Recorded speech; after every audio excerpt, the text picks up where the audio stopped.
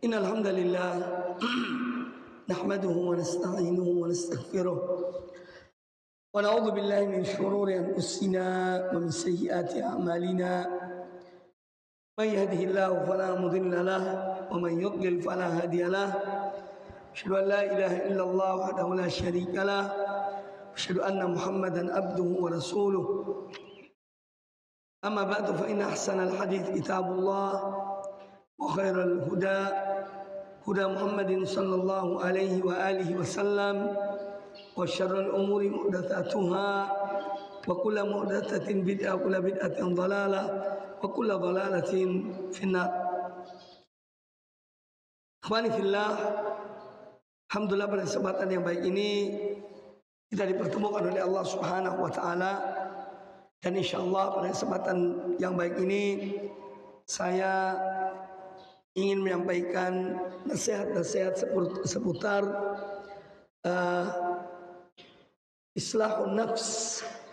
Bagaimana seorang mukmin, mukminah berupaya untuk memperbaiki dirinya.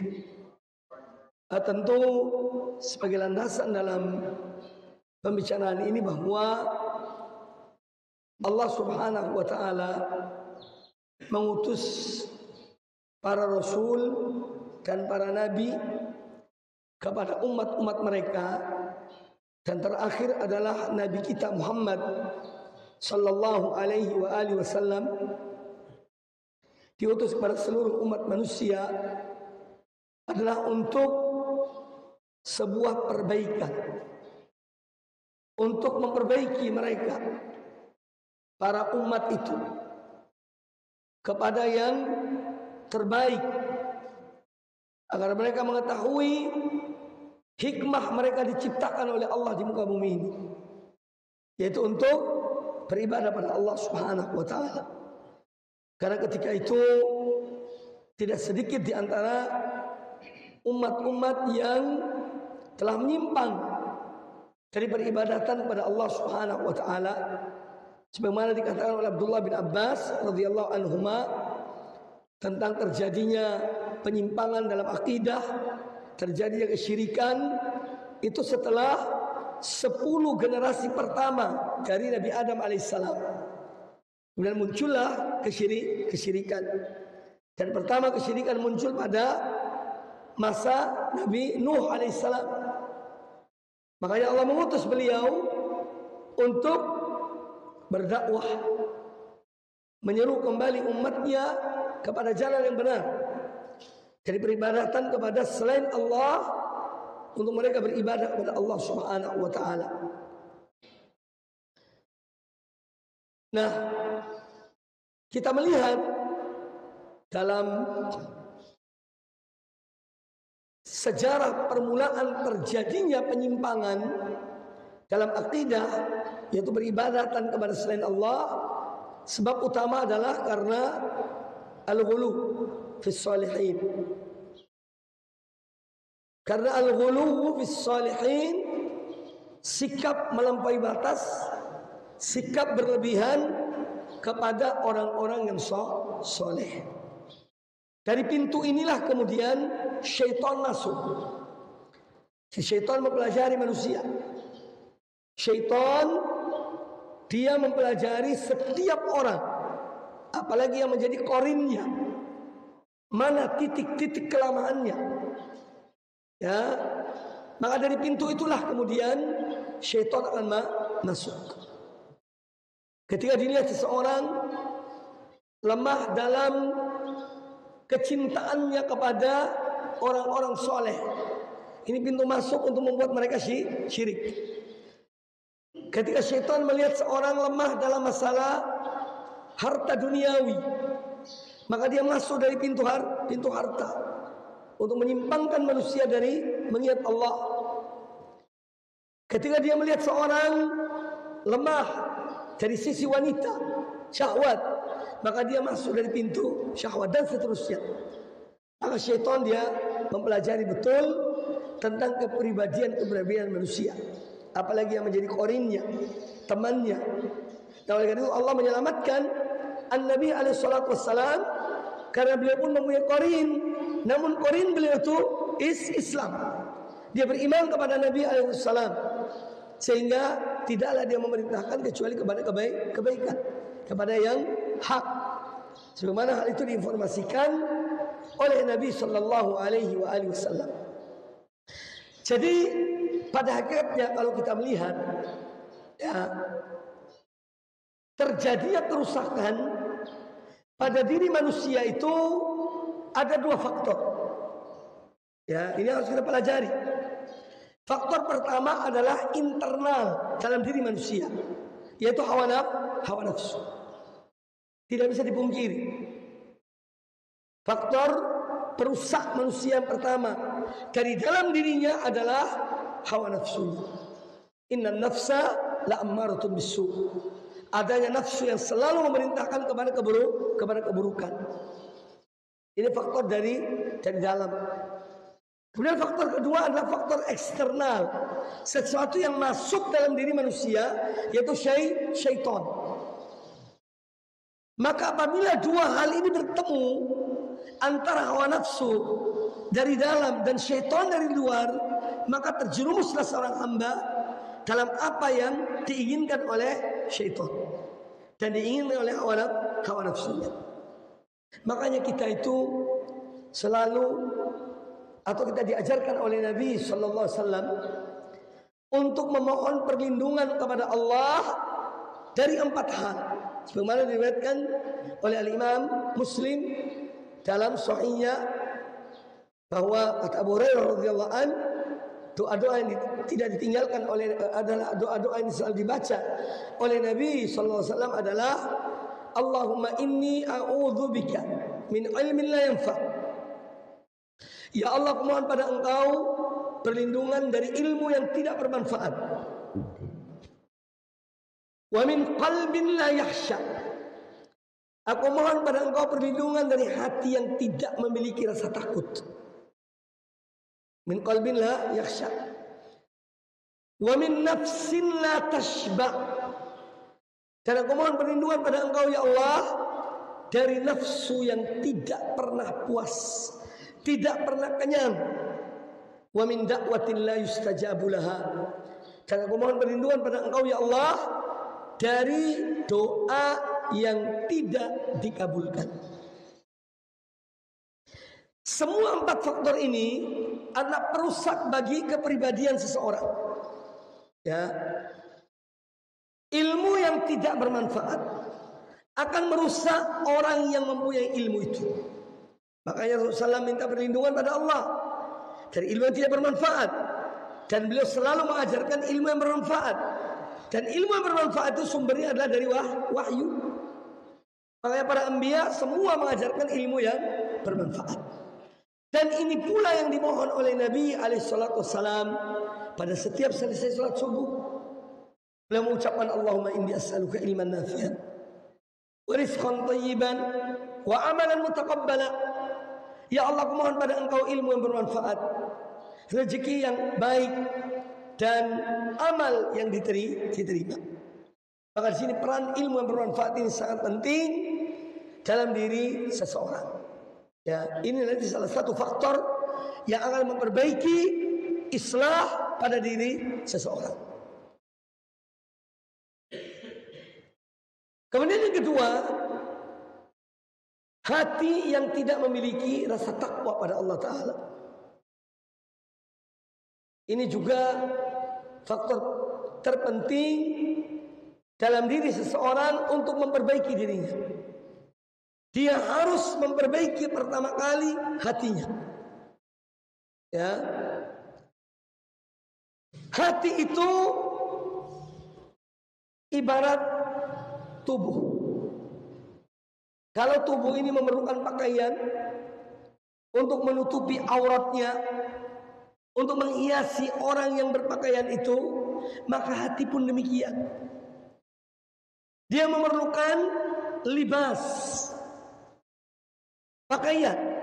Makanya Allah Ta'ala mengatakan walibasut taqwa dzalika khair, dan pakaian ketakwaan itulah yang terbaik. Di mana letaknya takwa itu? At-taqwa hahuna. Kata Nabi SAW, at-taqwa hahuna, at-taqwa hahuna, at-taqwa hahuna. Takwa itu tempatnya di hati. Maka hati ini memerlukan pakaian, memerlukan hiasan. Ya.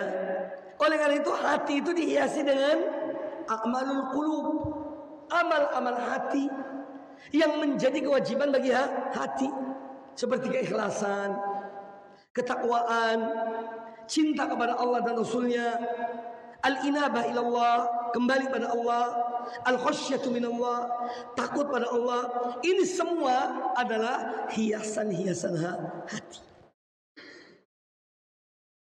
Kalau seorang mukmin selalu menghiasi hatinya dengan a'malul qulub, dan pakaian dari hati itu dan amal-amal hati, maka insya Allah seluruh amalan anggota badannya akan baik. Dan karena itulah Nabi kita Muhammad sallallahu alaihi wasallam bersabda, "Ala wa inna fil jasadi mudghah." Ketahuilah bahwasanya dalam jasad itu ada segumpal daging. Idza saluhat atau salahat, salahat sairul jasadi. Ada juga riwayat saluhat. Wa idza saluhat salahat sairul jasadi, wa idza fasadat fasada sairul jasadi. Apabila segumpal daging ini baik, maka akan baik semua anggota badan itu. Namun apabila segumpal daging ini jelek, buruk, rusak, maka akan jelek, akan buruk, akan rusak semua perbuatan anggota badan. Ala wahiyya al-qalbu. Ketahuilah bahwasanya segumpal daging itu adalah hati. Nah, ikhwani fillah rahimani wa rahimakumullah, hadis tadi adalah hadis sahih riwayat Imam Bukhari dan Imam Muslim dari An-Nu'man bin Bashir radhiyallahu anhuma. Dari sini kita melihat bahwa apabila seorang ingin memperbaiki dirinya, faktor pertama dia perbaiki adalah qalb. Bagaimana seorang memperbaiki dirinya atau hatinya? Dengan dia memeriksa. Karena tidak ada yang mengetahui hati masing-masing kecuali orang ini, pribadi kita. Kita hanya melihat yang zahirnya seorang. Tetapi yang paling mengetahui tentang dirinya adalah pribadi masing-masing. Makanya terkadang kita ini perlu untuk menyendiri. Bangun di tengah malam, sholat 2 rakaat atau lebih dari itu. Kemudian kita duduk merenung tentang diri kita, tentang hati kita, tentang lisan kita, amalan-amalan perbuatan yang kita lakukan, ibadah-ibadah yang kita lakukan, atau keburukan-keburukan yang kita lakukan. Saya renungkan. Mudah-mudahan dan itu akan membuahkan hasil, akan menimbulkan rasa takut pada Allah Azza wa Jalla, akan memperbaiki diri seseorang. Makanya di antara rahasia ya atau hikmah dari seorang, terkadang dia memerlukan saat untuk dia menyendiri dengan Allah Subhanahu wa taala karena pengaruhnya besar. Pengaruhnya besar. Tetapi ketika dia menyendiri betul-betul niatnya karena Allah ingin introspeksi diri, ingin muhasabatun nafsi. Ya. Makanya di antara keutamaan orang yang merenungkan tentang dirinya, dia mengingat Allah ketika sendirian, dia akan diberi naungan Allah Azza wa Jalla di hari kiamat kelak. Dan salah satu dari 7 golongan yang mendapat naungan Allah di hari kiamat, yaitu warajulun dzakarallaha khaliyan fafadat ainah. Dan seseorang yang dia berzikir mengingat Allah dengan menyendiri, maka mengalirlah kedua matanya dengan air mata. Jadi harus seseorang sesekali dalam hidupnya ya dia bangun di tengah malam atau di saat-saat dia menyendiri, entah dalam perjalanan, ya dalam satu tugas, dia sempat menyendiri, ya di saat malam hari, di hotel, di tempat penginapan, mungkin disempatkan bangun di malam hari, dia melihat, dia mengingat akan diri. Maka islahun nafs yang pertama dengan seorang memperbaiki hatinya. Ya, memperbaiki hatinya, yang paling mengetahui tentang hatinya hanyalah pribadi orang itu. Ya, dia lebih tahu apa hal-hal yang ada dalam dirinya. Seorang dengki dan hasad, dia tahu tentang hatinya. Hatinya itu ada hasadnya, ada dengkinya, ada sombongnya, ada kibirnya, keangkuhannya, dan seterusnya. Yang mengetahui itu hanya seseorang itu yang mempunyai hati. Maka dari itu, apabila seorang dia mengawali perbaikannya dengan introspeksi diri, memeriksa dirinya, ya, yang menjadi sumber semua gerakan pada dirinya adalah hatinya. Maka perbaikan pertama adalah hati. Dengan iradah yang kuat, kemauan yang keras, pasti Allah akan menolong hamba itu. Karena Allah mengetahui tentang hati manusia. Kalau ada kemauan dalam diri kita untuk memperbaiki diri kita, maka Allah akan menolong hamba yang ingin memperbaiki dirinya. Allah Subhanahu wa taala berfirman, "Wa man arada al-akhirata wa sa'a laha sa'yaha wa huwa mu'minun ulaika kana sa'yuhum mashkura." Surat Al-Isra ayat yang ke-19. Wa man aradal akhirata, dan barang siapa yang dia menghendaki akhirat. Ini faktor orang itu, faktor hamba. Dan barang siapa yang ingin akan kehidupan di akhirat, wa man aradal akhirah. Apakah keinginan ini hanya keinginan? Tidak. Keinginan yang benar adalah diwujudkan dalam tindakan. Wa sa'alaha sa'yaha, dan dia berupaya maksimal untuk mendapatkan akhirat itu. Ini adalah upaya. Ini adalah merupakan tindakannya nyata dari iradah tadi. Ya. Wa huwa mu'minun, dan dia betul-betul beriman kepada Allah, yakin kepada Allah, maka faulaika kana sa'yuhum mashkura. Itulah orang-orang yang usaha mereka akan diberikan balasan oleh Allah Ta'ala. Jadi ikhwani fillah rahimani wa rahimakumullah, setelah seorang memperbaiki, melihat, memeriksa hatinya, dia harus memiliki keinginan. Dan sebetulnya ketika seorang memeriksa hatinya karena memiliki keinginan. Nah, keinginan ini harus ditumbuhkan dalam diri kita. Harus ditumbuhkan bahwa kita ingin memperbaiki diri kita dengan memohon pertolongan Allah Subhanahu wa taala. Dan memohon pertolongan Allah Subhanahu wa taala. Jadi faktor kedua setelah kita memperbaiki hati kita, karena dia permulaan dari perbaikan, adalah harus tanamkan dalam hati itu keinginan untuk yakni mendapatkan akhirat. Karena hakikat kehidupan dunia ini adalah sementara, sejenak, semua akan meninggalkan dunia ini menuju akhirat. Jadi yang kedua adalah iradah, harus mempunyai kemauan. Kemauan itu adalah sesuatu yang muncul dalam dirinya dari niat untuk menjadi baik, kemudian dia melangkah untuk memperbaiki dirinya. Ya, yaitu iradah atau niat. Kemudian yang ketiga, niat yang ada pada dirinya itu jangan ditunda-tunda. Tidak sedikit seorang niat baik karena ditunda-tunda maka dimasuki oleh syaitan. Makanya Allah langsung menyebutkan waman aradal akhirata wasa'alaha sa'yaha. Kemudian dia langsung bertindak, langsung berbuat ya upaya-upaya untuk memperbaiki untuk menuju pada akhirat. Bagaimana menuju akhirat atau perbaikan dalam menuju akhirat? Kita sudah diajarkan sebetulnya. As-sa'yu ilal akhirah wasa'alaha, dan dia berupaya untuk memperbaikinya, untuk mewujudkan keinginannya itu.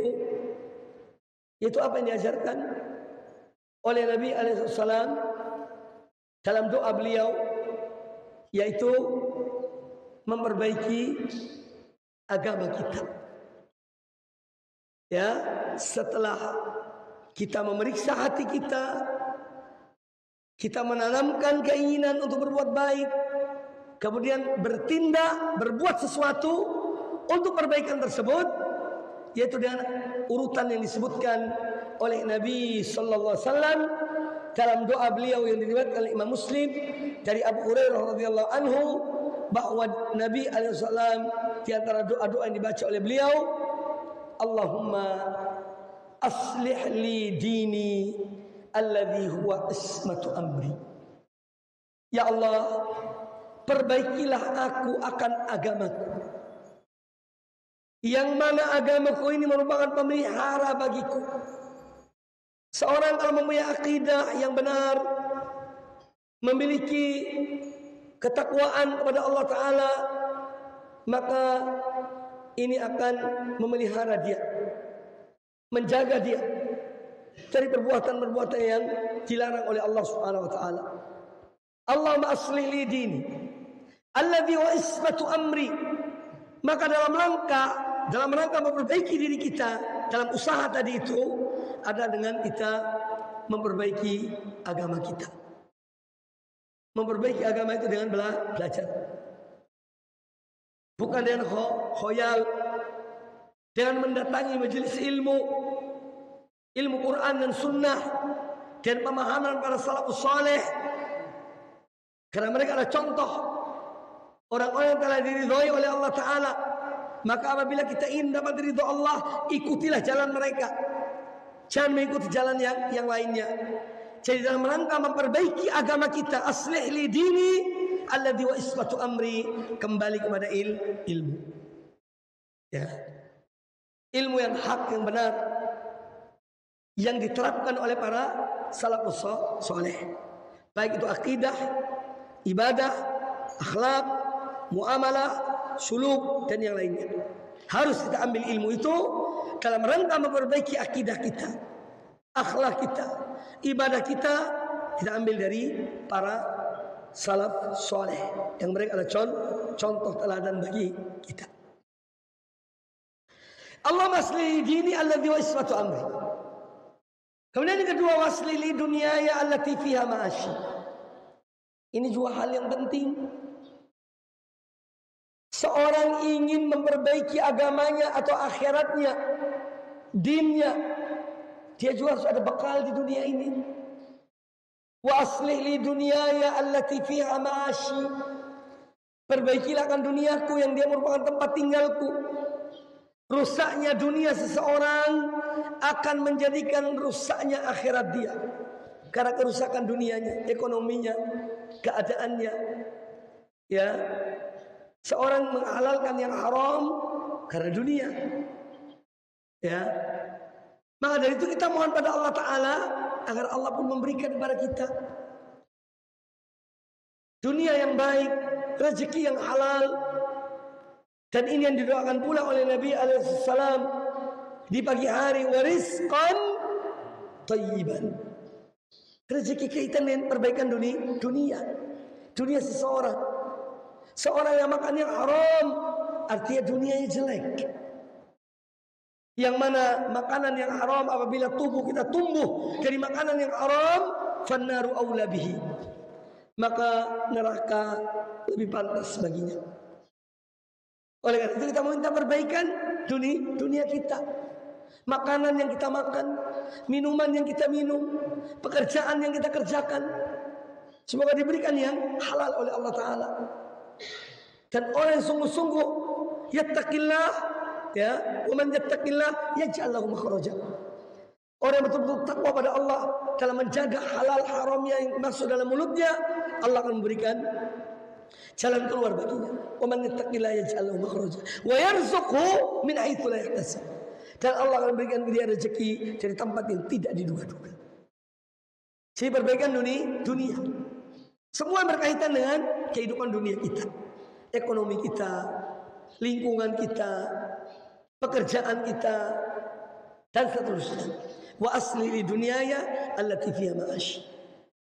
Wa asli li akhirati allati fiha ma'adi. Dan perbaikilah akan akhiratku yang dia adalah tempat kembaliku. Baiknya akhirat dari baiknya dunia seseorang. Ketika dia di dunia ini beriman pada Allah, makan yang halal, dia punya ilmu yang bermanfaat bagi dirinya, istiqamah dalam amal perbuatannya, maka insya Allah akhiratnya pun akan baik. Makanya ada 4 hal di dunia ini yang patut kita jaga untuk keselamatan di akhirat. Yang pertama, al-iman. Iman. Pertahankan iman ini sampai akhir dari kehidupan seseorang ketika dia meninggalkan dunia ini. Dan itu dengan pertolongan Allah Azza wa Jalla. Makanya kita diajarkan oleh Nabi SAW doa, ya muqallibal qulub tsabbit qalbi ala dinik. Wahai zat yang membolak-balik hati manusia, tetapkanlah hati di agamamu. Harus dengan pertolongan Allah seorang bisa mempertahankan imannya. Kemudian yang kedua, setelah iman adalah ilmu. Al-ilmu, terus menambah ilmu. Ilmu agama yang dengan ilmu itu menjaga diri kita. Ya. Kalau orang memiliki harta, dia yang menjaga hartanya. Terkadang tidak tidur karena memikirkan hartanya kalau dicuri orang. Tetapi kalau orang berilmu, maka ilmu menjaga dirinya. Itulah diantara salah satu dari keutamaan ilmu dibandingkan dengan harta. Maka seorang harus terus dalam hidupnya ini terus menuntut ilmu. Jangan pernah merasa bahwa aku ini sudah berilmu. Ya. Itulah orang yang jahil, yang merasa dirinya sudah punya ilmu, itu menunjukkan kejahilannya. Maka menuntut ilmu itu secara terus menerus. Ya. Minal mahbaro ilal makbaro. Minal mahdi ilal lahdi. Sebagaimana dikatakan dalam ungkapan-ungkapan Arab, bahasa Arab, atau perkataan sebagian ulama, menuntut ilmu seumur hidup kita. Al-Imam Abu Zur'ah Ar-Razi rahimahullah ta'ala ketika akan wafat meninggalkan dunia ini, beliau seorang ulama ahli hadis. Ada sebagian muridnya bertanya kepada Al-Imam Az-Zuhri tentang hadis man kana akhiru kalami la ilaha illallah dakhala al-jannah. Al-Imam Abu Zur'ah Ar-Razi dalam keadaan sakaratul maut. Dia mendengar seorang muridnya mengatakan itu, menanyakan tentang hadis tersebut. Maka beliau mengucapkan sanadnya di saat sakaratul maut. Haddatsana sampai kepada qala Rasulullah sallallahu alaihi wasallam man kana akhiru kalamihi la ilaha illallah dakhala al-jannah. Beliau wafat. Akhir hidupnya sedang mengajarkan hadis ini. Maka jangan pernah seorang merasa dirinya sudah berilmu kemudian terputus dari menuntut ilmu. Dan kita hidup alhamdulillah di zaman yang boleh dikatakan ilmu itu lebih mudah dicapai. Coba kita bayangkan dahulu mereka, orang-orang yang mereka safar, bepergian, rihlah untuk menuntut ilmu. Al-Imam Al-Bukhari rahimahullah ta'ala, beliau berjalan menuntut ilmu sebagaimana dikatakan oleh ahli sirah, jauh perjalanannya 14.000 kilometer. Keliling dalam mencari hadis-hadis Rasulullah sallallahu alaihi wasallam zaman dahulu. Maka jangan ada kata sudah cukup aku menuntut ilmu. Sampai di sini aku menuntut ilmu, tidak. Dan menuntut ilmu tidak harus di kelas. Tapi di majelis-majelis ilmu Ketika kita membaca, ketika kita bisa dan membaca, bisa dan menghadiri majelis ilmu, bisa dengan mendengarkan ceramah-ceramah para ulama, ya. Jadi ilmu. Yang kedua, yang ketiga al-amal. Iman, ilmu, amal harus diamalkan. Mempunyai ilmu tidak diamalkan, apa gunanya? Tidak ada gunanya. Maka ilmu yang kita miliki, upayakan kita amalkan, walaupun sedikit. Ya. Ketika Nabi alaihi salatu wassalam ditanya, amal apakah yang paling dicintai oleh Allah? Ayu a'mali ahabbu ila Allah? Qala adwamuha wa in qalla. Kata Nabi alaihi salam, amal yang terus dikerjakan walaupun sedikit. Maka ilmu yang kita miliki, amalkan. Amalkan. Dan di antara ciri para sahabat, yakni salah satu simah yang ada pada mereka, para sahabat Nabi SAW, mereka itu kalau diwasiatkan oleh Nabi SAW satu wasiat, mereka tidak tinggalkan sampai wafat, terus diamalkan. Antum tahu kisah tentang Ali bin Abi Thalib dan Fatimah, istri beliau, binti Muhammad sallallahu alaihi wasallam radhiyallahu anhu. Pernah dua orang ini mengadu kepada Nabi SAW, ingin minta apa? Pembantu. Karena mungkin Fatimah capek bekerja, dia tidak boleh membantu. Maka kata Nabi SAW, maukah kalian aku ajarkan sesuatu yang lebih baik daripada pembantu? Kata mereka iya. Maka beliau mengatakan, janganlah kalian tidur kecuali setelah membaca Subhanallah 33 kali, Alhamdulillah 33 kali, Allahu Akbar 34 kali. Kata Ali bin Abi Thalib radhiyallahu anhu, aku mengamalkan ini fi lailatis Siffin, sampai pada malam besoknya peperangan Siffin, beliau tetap amalkan apa yang diajarkan oleh Nabi SAW. Istiqomah dalam mengamalkan ilmu itu walaupun sedikit. Jadi ilmu, iman, ilmu, amal. Kemudian yang keempat adalah istiqomah. Istiqomah dalam iman, ilmu, dan amal. Insya Allah seorang akan selamat. Istiqomah dalam tauhid. Ya, innal ladzina qalu rabbuna Allah thumma istaqamu tatanazzalu alaihimul malaikah alla takhafu wa la tahzanu wa abshiru bil jannati allati kuntum tu'adun. Sungguhnya orang-orang mereka mengatakan Allah adalah Rabb kami, kemudian mereka istiqomah sampai akhir hidup mereka, istiqomah dan tauhid. Maka ketika mereka akan meninggal, turunlah para malaikat rahmat menyampaikan janji Allah kepada mereka.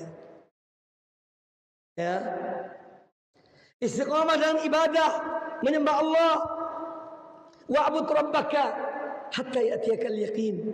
Beribadahlah pada Rabbmu, pada Tuhanmu, sampai datang kematian pada engkau. Jadi istiqamah ini penting, menjaga akan akidah kita, ibadah kita, amal-amal kita. Ya. Termasuk sampai menuntut ilmu, mengajarkan ilmu. Bagaimana yang saya kisahkan tadi tentang Abu Zur'ah Ar-Razi rahimahullah ta'ala, sampai akhir hidupnya masih mengajarkan pada manusia. Syekh Abdul Aziz bin Baz rahimahullah ta'ala, ketika beliau divonis sakit yang parah di akhir-akhir hidupnya, kemudian beliau diminta oleh dokter untuk istirahat, supaya tidak boleh banyak aktivitas.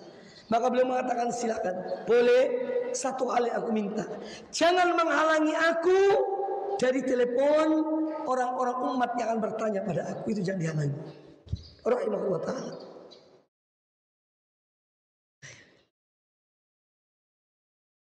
Al-Imam Al-Albani rahmatullah alaihi ketika meninggal, keluar dari lisannya, mana Sahih Bukhari, berikan aku Sunan Abi Dawud, Berikan aku Sunan Nasa'i dan yang lainnya, ucapan kitab-kitab hadis Nabi SAW.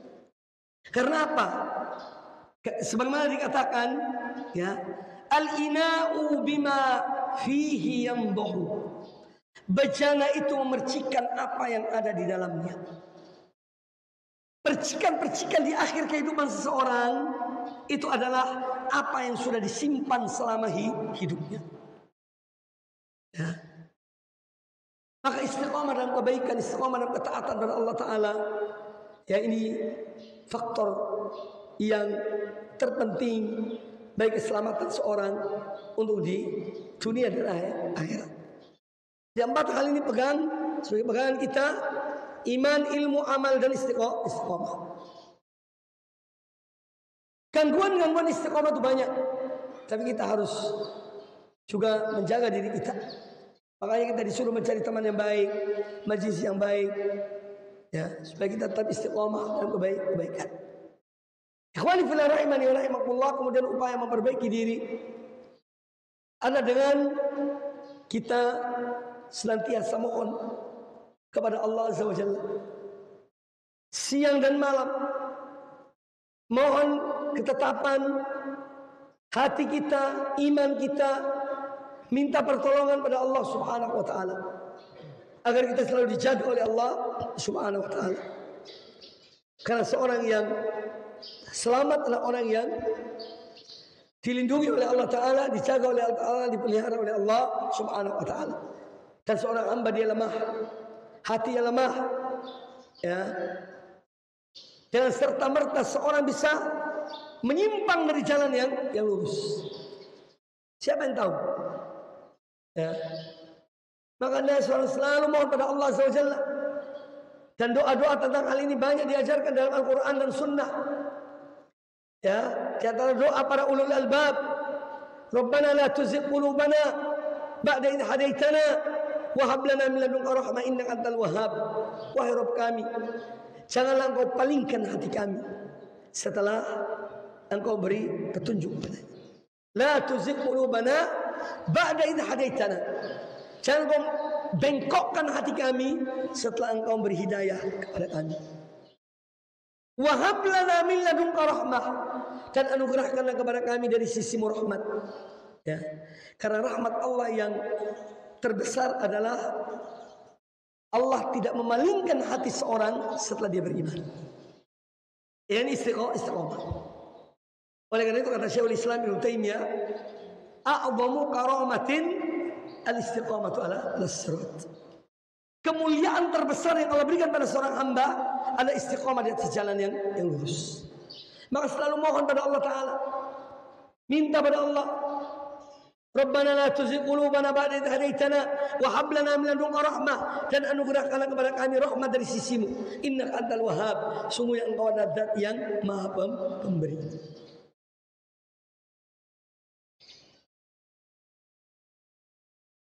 Mohon pada Allah Subhanahu wa Ta'ala. Kemudian di dalam kita berupaya untuk memperbaiki diri kita, yaitu selalu kita melihat dalam diri kita tingkatan nafsu yang ada pada diri kita. Karena nafsu ada 3 macam.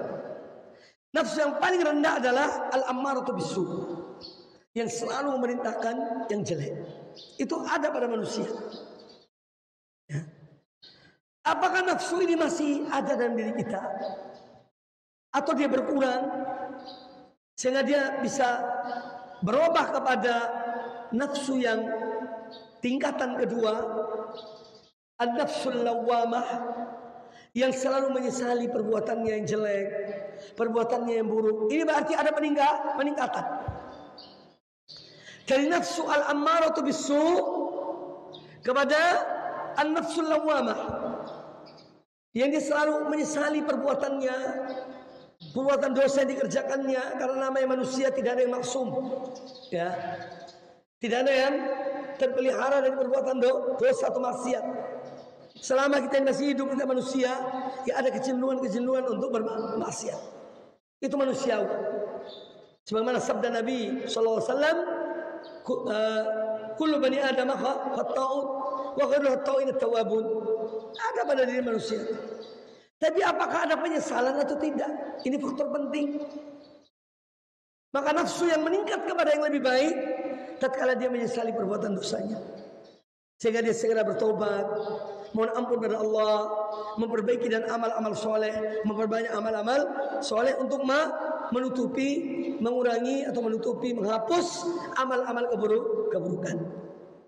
Baru kemudian nafsu itu akan mencapai pada puncak kemuliaan satu jiwa adalah an-nafsu al-mutmainnah. Jiwa yang tenang, ya, jiwa yang betul-betul pasrah, tunduk, taat kepada Allah Subhanahu wa Ta'ala. Jiwa yang mutmainnah, yang mana Allah mengatakan kepada jiwa ini, ya ayyatuhan nafsul mutmainnah, irji'i ila rabbiki radiyatan mardiyah, fadkhuli fi ibadi wadkhuli jannati. Harus ada introspeksi pada diri kita tentang jenis-jenis nafsu ini, sehingga kita terus memperbaiki, terus meningkatkan, ya, di diri kita. Adapun sebagai seorang yang mendidik, membina, yang dia punya sekolah, punya madrasah, dia mempunyai anak-anak yang dia bina, maka hendaknya saya akan membaca satu ayat dalam surat Hud ayat 88 tentang ucapan Nabi Syuaib alaihissalam. Dan ini adalah misi para rasul. Maka misi seorang dai, misi seorang pendidik, misi seorang guru, misi kepala yayasan adalah sebagaimana difirmankan oleh Allah Azza wa Jalla dari perkataan Nabiullah Syuaib alaihissalam kepada kaumnya. Yang pertama, in uridu illal islah. Tidak ada yang aku inginkan bagi kalian kecuali perbaikan. Seorang pendidik yang baik, dia ingin memperbaiki muridnya. Seorang dai yang baik, dia ingin memperbaiki mad'unya. Bagaimana orang ini menjadi yang lebih baik. Islah. In uridu illal islah. Jadi harus ada keinginan untuk memperbaiki. Makanya proses pendidikan itu apa sih?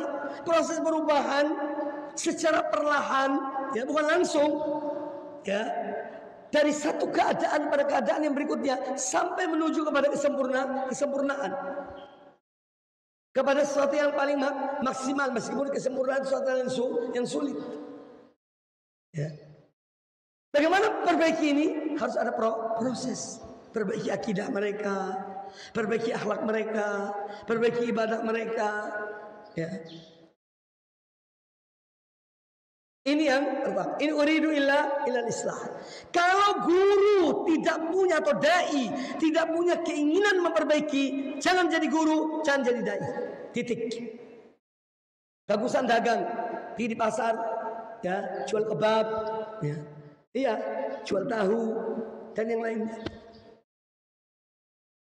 Kalau seorang mendidik, seorang dai tidak ada keinginan memperbaiki al-mad'u, orang yang didakwai atau anak didiknya, maka jangan jadi guru, jangan jadi dai.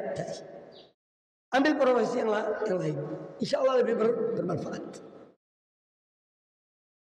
Yang kedua, kata Nabi Syuaib alaihissalam, mastata'tum, semampu aku.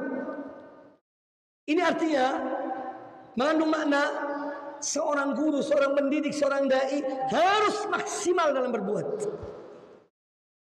Bukan sekadar yang penting tugas aku selesai. Targetnya kan akhir semester harus selesai sampai sekian hadis. Sudah alhamdulillah selesai. Tapi tidak tahu apa pengaruhnya ada atau tidak kepada anak didiknya. Maka sini harus maksimal. Ya. Nabiullah Nuh, coba antum sekali-sekali bacalah surat Nuh, ya, dari awal sampai akhir. Bagaimana beliau berdakwah dan upaya maksimal sudah beliau lakukan. Itu pun hasilnya sedikit. Di zaman yang saat itu jumlah pengikutnya sedikit, permasalahannya juga tidak serumit sekarang. Ya. Bagaimana maksimalnya dakwah Nabi Nuh? Siang malam segala metode dipakai. Ya, oleh Nabi Nuh alaihissalam. Tarhib dipakai. Masa waktu yang panjang 950 tahun. Kurang apa Nabi Nuh?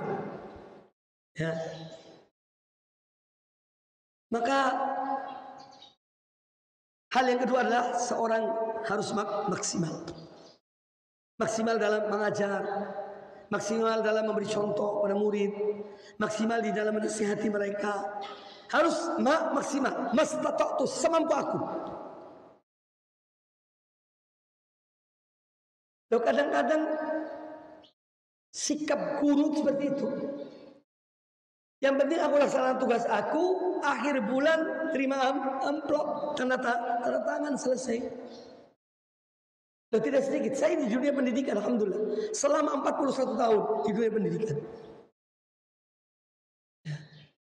Maka jiwa ini harus ada, keinginan untuk islah dan harus maksimal. Kemudian yang ketiga, kata Nabiullah Syuaib, wa ma taufiqi illa billah. Ketika seorang berupaya maksimal dan keinginannya untuk memperbaiki, upaya maksimal, ya, jangan kemudian dia mengandalkan dirinya. Hidayah biadillah, pertolongan datangnya dari Allah, taufik itu hanya Allah memberikan. Maka harus selalu mohon taufik dari Allah Azza wa Jalla. Jangan bertepuk tangan sebelah hanya mengandalkan kemampuannya, kepintarannya, ya, keahliannya, kemudian seakan-akan tidak ada Allah Ta'ala. Nonsen.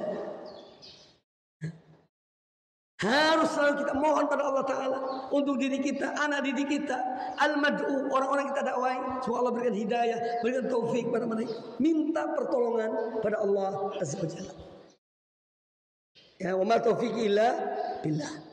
Nah, kalau kita sudah melaksanakan hal ini, kita ingin memperbaiki, maksimal kita lakukan segala upaya, kemudian kita juga minta pertolongan pada Allah Ta'ala, maka apa? Alaihi tawakkaltu, serahkan pada Allah Subhanahu wa Ta'ala. Ya, selebihnya Allah Ta'ala yang memberi hidayah, memberi taufik, memperbaiki seorang dan Allah Subhanahu wa Ta'ala. Wa ilaihi unib, dan semua kita akan kembali pada Allah. Upaya yang kita lakukan ini tidak akan sia-sia, karena akan kembali pada Allah Ta'ala, dan Allah akan menilai, memberikan balasan ganjaran kepada kita. Maka di dunia, ya, saya sering membawa ayat ini khususnya dalam dakwah dan dalam pendidikan, supaya kita ini menyadari bahwa para nabi mempunyai sistem dalam berdakwah, mempunyai metode dakwah mereka, ya, yang disebut oleh Allah. Ini baru satu orang, masih ada lagi hal-hal yang lain, dakwah para anbiya, para rasul, yang di situ luar biasa ilmunya kalau kita menggali. Jadi ikhwan fillah rahimakumullah, rencana 7 menit. Baik. Sampai di sini Anda ingin bertanya, silakan. Fadhal. Para asatid. Iya, ini duluan karena beliau. Fadhal.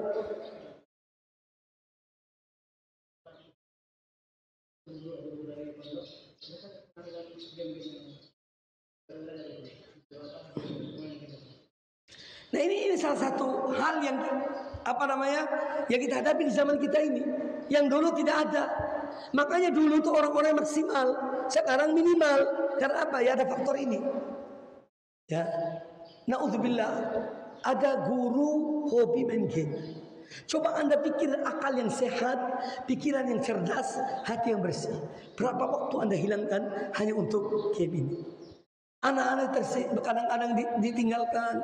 Kadang-kadang padahal mereka membutuhkan bimbingan, pengarahan, perhatian dari guru. Ini musibah sebetulnya. Nah di sini harus ada upaya kita orang yang naudzubillah, dan alhamdulillah saya tidak tahu tentang game, wa ma adraka ma game, tidak tahu sama sekali. Itu nikmat dari Allah Taala. Nah, kalaupun ada orang yang sudah memiliki mengetahui hal ini, dia harus mampu untuk mengendalikan dirinya. Harus mampu mengendalikan dirinya. Masalah ini masalah memang tidak hanya menimpa dunia pendidikan, tapi dalam rumah tangga pun begitu. Saya datangi seorang wanita, seorang istri dari seseorang, mengadu sampai menangis. Suami saya kalau pulang kerja duduk main game, jam sholat lanjut dengan game, sampai malam jam 12 malam kemudian tidur. Pagi siap-siap kerja, pulang begitu lagi. Tidak ada perhatian pada keluarga. Naudzubillah. Jadi ini musibah. Harus orang tuh mengendalikan diri dan minta pertolongan pada Allah Subhanahu wa taala. Kalau ada hal-hal yang mungkin ada yang bersifat pendidikan dalam game itu, ya secukupnya saja. Secukupnya dipelajari untuk diajarkan pada muridnya. Misalnya itu kalau memang ada hal-hal yang bermanfaat bagi murid, karena memang tidak bisa dipungkiri ya, zaman ini tidak sedikit ya dalam dunia pendidikan dengan menggunakan halal itu, selama itu tidak bertentangan dengan agama Allah dan Rasulnya Sallallahu Alaihi Wasallam. Wallahu a'lam. Silakan, fadhal. Bagaimana mempelajari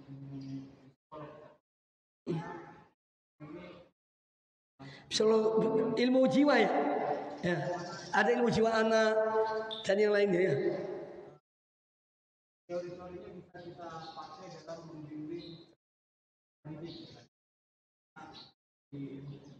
Diajarkan tentang kejiwaan. Dimana teori itu juga bisa dikorelasikan dengan ayat-ayat Al-Quran dan hadis. Sebetulnya ilmu jiwa itu atau psikolog itu sangat banyak dalam Al-Quran dan Sunnah. Cuma tidak disebutkan ya, ilmu khusus.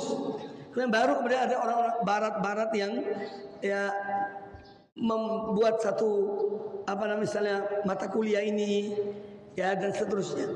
Maka kalaupun orang mempelajari, karena begini ya, kita anggap itu sebagai, kalau ada teori-teori yang tidak bertentangan dengan Islam, itu adalah hikmah. Al-hikmatu dhalatul mu'min anna wajadaha akhadaha.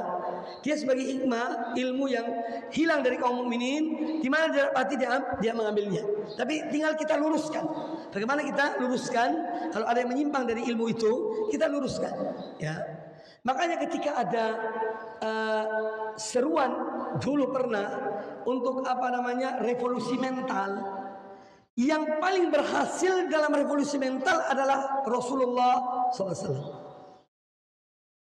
Ya, jadi tidak usah mengajarkan pada Islam tentang revolusi mental.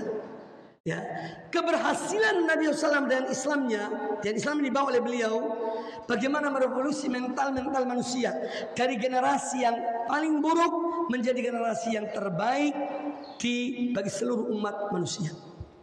Ya. Bagaimana beliau merubah kejahilian itu dengan Islam yang mulia, muncul generasi yang beliau sabdakan, khairun nasi qarni thumma alladhina yalunahum thumma alladhina yalunahum. Dan apa? Quran dan sunnah. Jadi sudah ada semua sebetulnya. Ilmu jiwa, ilmu bagaimana sikap, perilaku, ya, itu semua sebetulnya sudah ada. Tinggal kita ini mencari, kita memakai dalil dari Al-Quran dan Sunnah. Wallahu a'lam. Yang lain silakan. Jika masih ada pertanyaan, cukup. Berkaitan tentang masalah kalau seorang dai berdakwah, dia apakah boleh menghadiri acara-acara yang dikatakan bahwasanya itu tidak sesuai dengan tuntunan Nabi, contohnya atau misalnya dengan tujuan untuk mengingkari hal tersebut. Misalnya mungkin dalam arti kata beliau tersebut menyampaikan apa yang bertentangan dengan perihal tersebut. Beliau hadir tadi, apakah termasuk itu boleh dalam berdakwah atau bagaimana?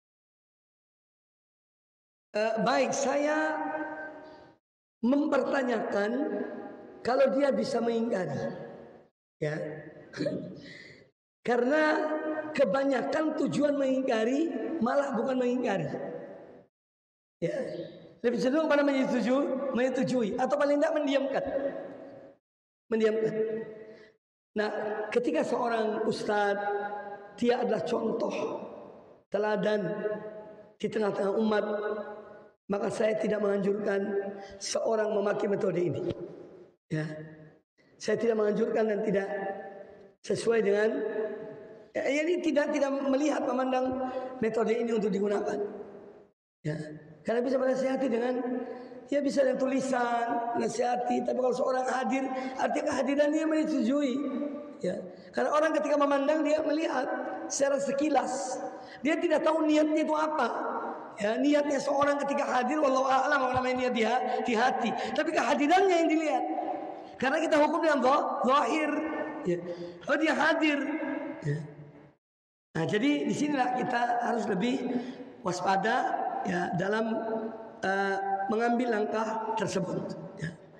Supaya kita jangan sampai kita niatnya tepat tapi caranya tidak tepat, akhirnya justru menimbulkan hal-hal yang negatif. Ya. Wallahu a'lam. Ada bagian orang awam bahkan bilang menentang, mereka mengatakan bahwasanya antum itu privasikan diri. Bahwasanya kita itu terlalu begitu saja, sehingga untuk membuka ranah dakwah itu sangat sulit. Itu yang masih coba bagaimana sangat terdekat. Baik, kita hidup ini di sini pentingnya muamalah. Ya, ketika seorang dia mengetahui tentang manhaj, akidah dan seterusnya, bukan kemudian berarti dia terputus dengan masyarakatnya, tidak. An-Nabi SAW di zaman beliau orang munafikin itu ada. Ya. Yang mereka adalah fid darkil asfali minan nar, di neraka yang paling bawah. Ya. Yahudi ada. Ya. Sampai datang Yahudi ke rumah beliau, "Assalamu alayka ya Muhammad." Ya, tahu kan hadis itu? Binasalah engkau wahai Muhammad. Aisyah marah mendengar itu. Langsung ya wa alaikum laknatullah wa dan seterusnya. Kata Rasulullah, ya Aisyah, apa-apaan ini ya Aisyah? Ya Rasulullah, engkau tidak mendengar mereka mengatakan Assalamualaikum, kematian untukmu. Aku sudah dengar dan aku sudah mengatakan wa alaikum. Semoga juga menimpa kalian. Itu sudah cukup. Jadi tidak harus dengan seperti itu. Ini contoh bahwa Nabi SAW ya dalam kita bermuamalah dengan manusia. Sekarang kita ini mau hidup menyendiri terus sok tidak mau sama orang lain. Ini hal yang mustahil. Kita ke pasar, apa semua Ahlussunnah di pasar itu? Ya. Kadang-kadang kita berdagang dengan seseorang, ada perjanjian dan seterusnya. Apa semua mereka itu orang-orang yang di Ahlussunnah wal Jamaah yang ngerti salaf dan seterusnya? Ya tidak. Di sini pentingnya akhlak. Sini pentingnya perangai. Ya. Akhlak itu penting. Perangai itu penting. Terkadang seorang tertarik dengan melihat perangai orang itu. Terkadang seorang benci karena perangai oknum-oknum tertentu. Makanya dari itu dakwah ini adalah sesuatu yang dia bersifat terjun kepada masyarakat, bersifat nyata. Dakwah itu kenyataan. Dakwah itu bukan khoyal. Ya, dakwah itu bukan khoyal. Dia adalah penerapan dalam perilaku keseharian. Nah, di sini pentingnya kita mempelajari bagaimana Rasulullah SAW dalam berdakwah, dalam muamalah dengan familinya, keluarganya, dengan sahabat-sahabatnya, dan masyarakat sekitarnya. Ya, dan karena itu contoh. An-Nabi SAW itu contoh. Ya, tak bisa kita itu kan Nabi, kita bukan Nabi. Loh, beliau memberi contoh itu diikuti. Laqad kana lakum fi Rasulillah uswatun hasanah. Ayat. Ketika Abdullah bin Ubay bin Salul, Rasul munafikin, pimpinannya kaum munafikin meninggal, itu Rasulullah SAW mensolatkan jenazahnya. Tapi itu memang belum, sebelum turun ayat melarang. Kemudian ditegur oleh Umar bin Khattab radhiyallahu anhu, "Ya Rasulullah, apa engkau solat pada orang ini?" Kata Nabi alaihissalam, "Ya Umar, innama khuyyirtu fa akhtar." Wahai Umar, sungguhnya aku ini disuruh pilih oleh Allah Ta'ala. Pilih mensolatkan atau tidak. Maka aku memilih mensolatkannya. Kemudian kata beliau, "Ya Umar, seandainya aku mengetahui bahwa jika aku memohon ampun kepada Allah untuk orang ini lebih dari 70 kali, Allah akan mengampuni dia, aku akan lakukan." Kelembutan Rasulullah SAW, hatinya yang lapang. Hanya saja Allah mengatakan, "Apa engkau mohon ampun untuk mereka atau tidak ampun untuk mereka? Kalaupun engkau minta ampun untuk mereka lebih dari 70 kali, aku tidak akan ampuni." Maka Rasulullah tidak melakukan hal itu, karena Allah tidak akan mengampuni.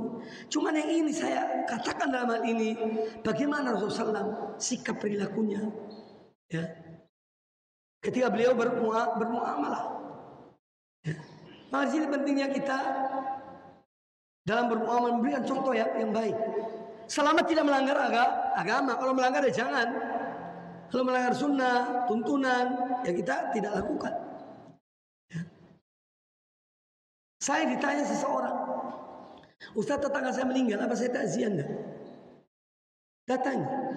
Tapi bukan pada acara mereka dalam penyanyian mereka, acara ibadah mereka, enggak. Ya. Tidak datangi.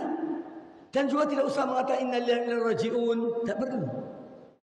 Anda mengatakan saja kepada yang meninggal, yang keluarganya, semoga diberikan kesabaran. Karena kesabaran butuh. Musyrik, mukmin, kafir butuh kesabaran dalam hidup ini. Jadi ungkapan-ungkapan yang umum. Tidak usah basa-basi. Semoga mendiang, mendapat tempat yang layak, ya, di sisi. Tidak perlu. Itu basa-basi namanya.